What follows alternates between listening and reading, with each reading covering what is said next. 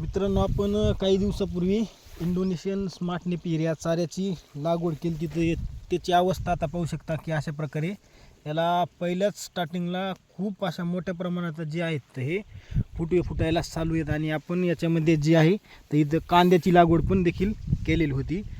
आणि हे जे फुटण्याची जी क्षमता आहे तर पहिल्याच वेळेस मी तुम्हाला दाखवतो की एकाच झाडाला जे तीन डोळ्याची जी काडी लावली होती त्या जे गवताची जी कांडी आहे तर त्या कांडीला सध्याच्या स्थितीला बघा, पाहू शकता कमीत कमी 15 ते 20 फुटवे हे पहिल्याच वेळेस आलेले आहेत. जी कापणी व्हायला आणखीन याला 2 ते 3 महिने बाकी आहेत. नंतर हे आपल्याला कापणीसाठी तयार होणार आहे. तर याची अवस्था एकदम चांगल्या प्रकारे उगून आलेला आहे. आणि आपण याला एकदा जे आहे युरिया खताची आपण टाकलेला आहे. आणि अवस्था एकदम चांगल्या प्रकारे उगून आलेली तुम्हाला पाहू शकता.